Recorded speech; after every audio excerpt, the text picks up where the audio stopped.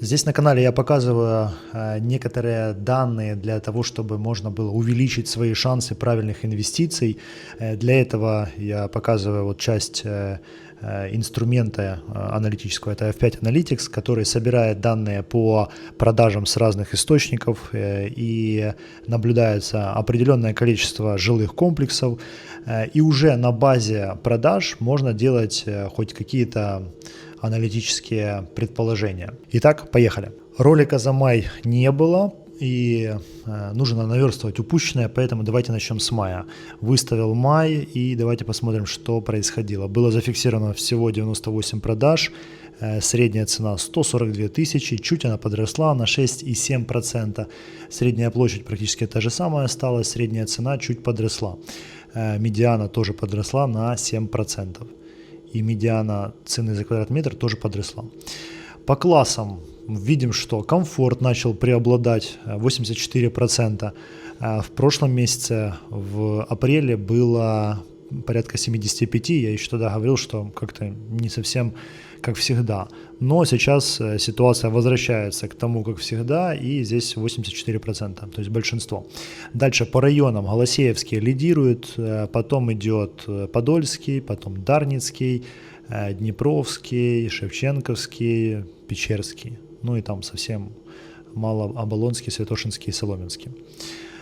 По застройщикам Кан в лидеры выбился 20 продаж, 20%. Столица на втором месте, потом идет IB Альянс, Перфект, Риэл. По комнатности, как всегда, однушки всегда пользуются спросом.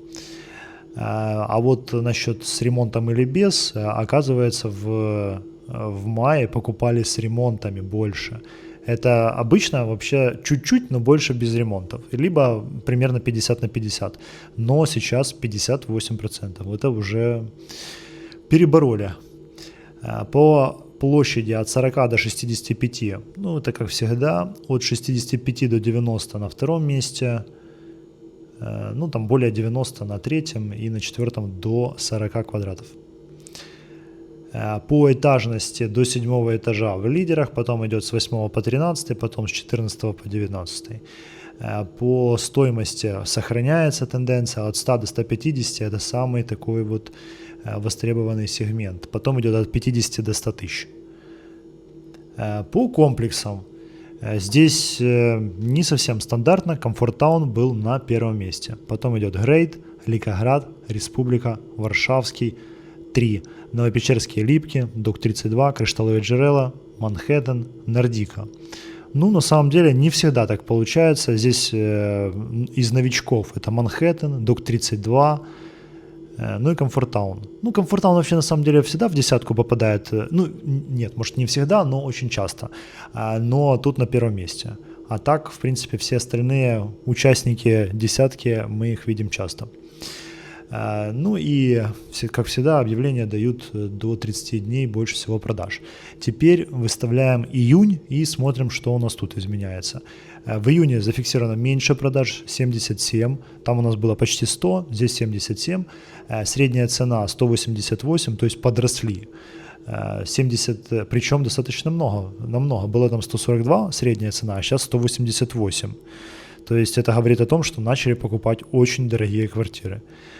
Средняя площадь подросла тоже, стала 71, и это на 14%. Это очень много. Обычно, если колебание идет там до 5%, это особо незаметно, но 14% это много. Средняя цена за квадратный метр чуть подросла на 3,8%.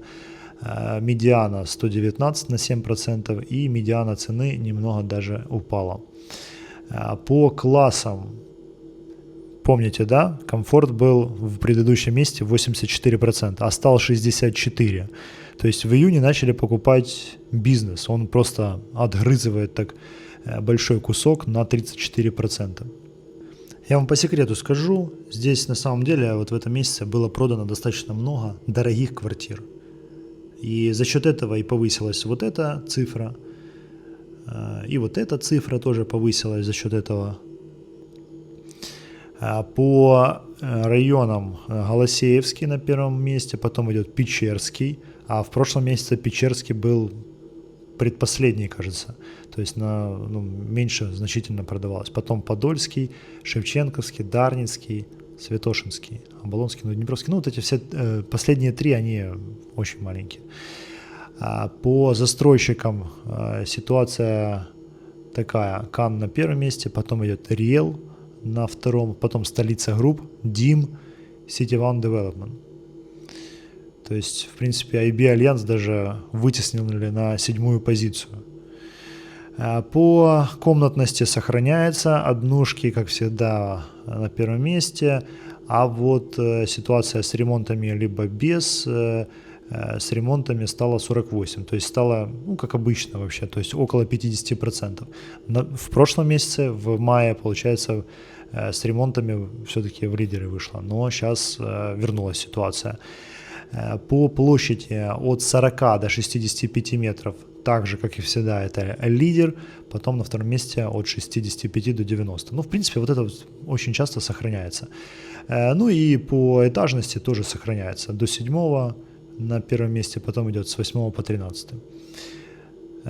По стоимости тоже сохраняется, от 100 до 150 это 40%, и от 50 до 100 30%.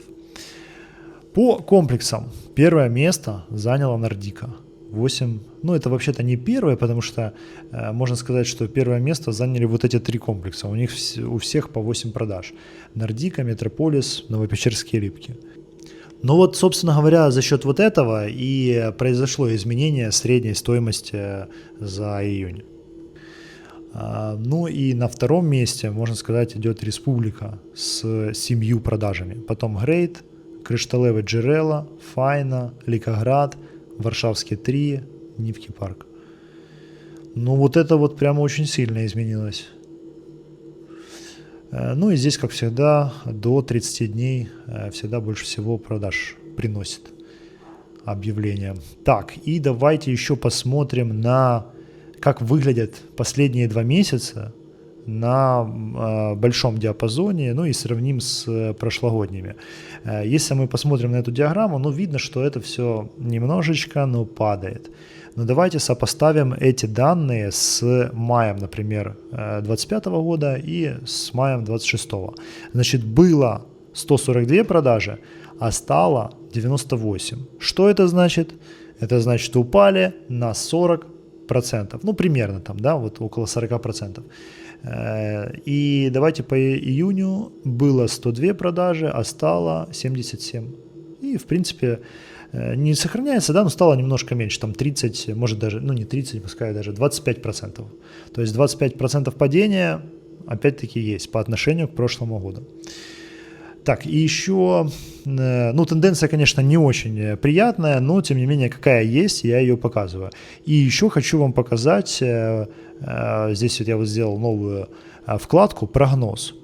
Как я уже заметил, очень часто происходят изменения цены, особенно это было очень хорошо видно по Варшавскому, по Деброве.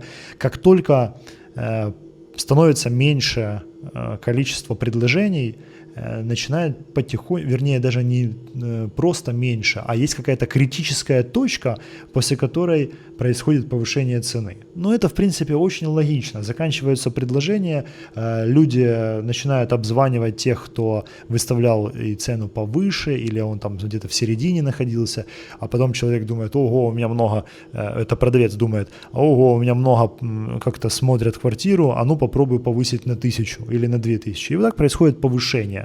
Так вот, на базе вот этих вот рассуждений я сделал такую новую вкладку, где отслеживаются предложения. И вот, например, по Ликоград было зафиксировано за последний месяц минус 19% предложений.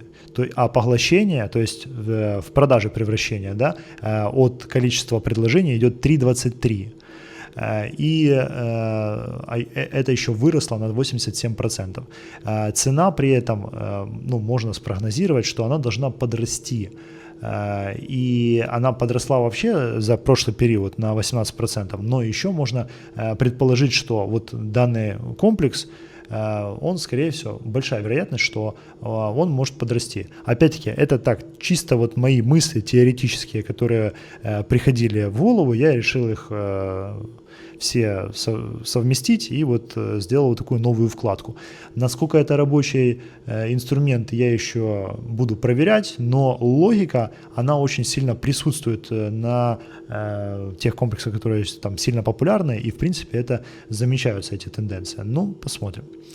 Вот такой был ролик, объединил 2 месяца, май-июнь. Ну, вообще, как бы, конечно, печально, падаем.